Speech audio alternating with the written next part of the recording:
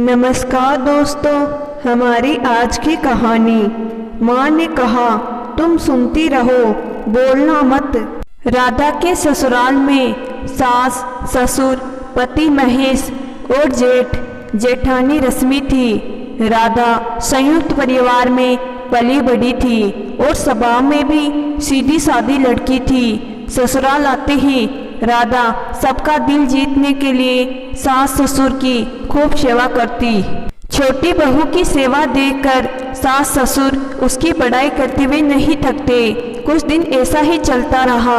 ये सब देखकर राधा की जेठानी को उससे जलन होने लगी, इसलिए उसने देवरानी को नीचा दिखाने की कोशिश करने लगी। एक दिन राधा रसोई में हलवा बना रही थी। रश्मि ने चुपके से हलवे में नमक मिला दिया। राधा को इस बात की भनक तक नहीं लगी। जब सब लोग खाना खाने के लिए बैठे तो जैसे ही हलवा खाया तो राधा की सास चिल्लाते हुए बोली, अरे बहू, हलवे में कौन नमक डालता है? तुमने मायके में कभी हलवा नहीं बनाया क्या? तुम्हारी माँ ने तुम्हें कुछ नहीं सिखाया।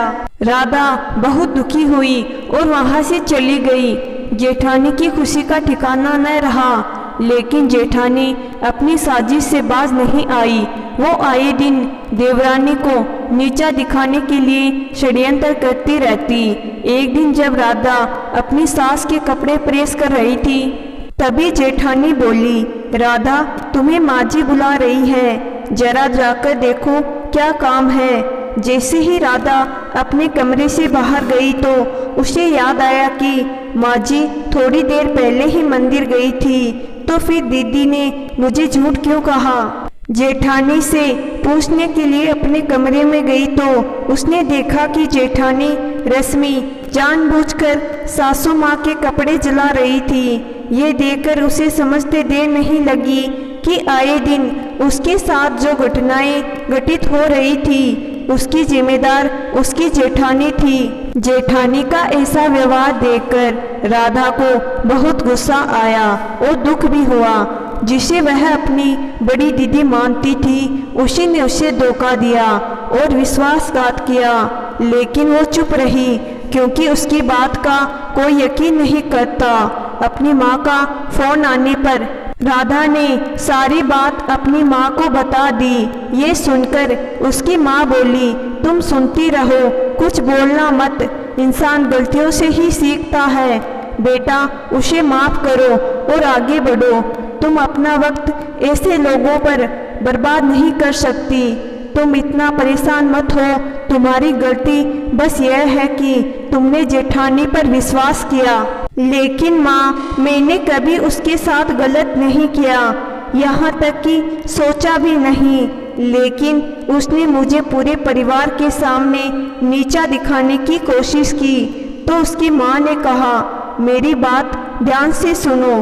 परिवार और दुनिया में कई ऐसे लोग होते हैं जो आपको नीचा दिखाने के लिए कुछ भी कर सकते हैं, लेकिन हमें उन्हें सबक सिखाना चाहिए।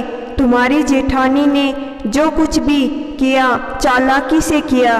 किसी का नजरिया उसके खुद के चरित्र के समान होता है। तुम्हारी प्रशंसा सुनकर जेठानी के नजरिए में तुम्हारे लिए ईर्ष्या उत्पन्न हुई तो यह उसकी गलती है। तुम्हें कुछ भी साबित करने की जरूरत नहीं है।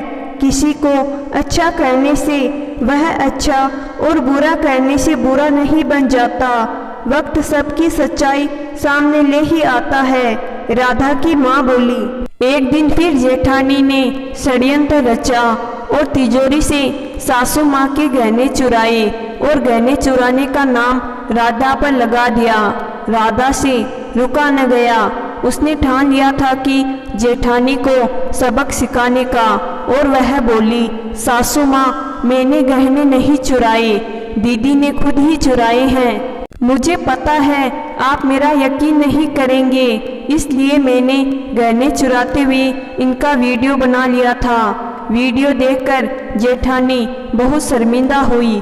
वह ससुराल वालों और राधा के साथ किए बर्ताव के लिए माफ़ी मांगने लगी। राधा और माँ जी मुझे माफ़ कर दीजिए। अक्सर हमारे जीवन में रश्मि जैसे कई लोग आते हैं, हमें उन पर ध्यान न देते हुए अपने को भी रश्मि जैसा बनने से रोकना चाहिए।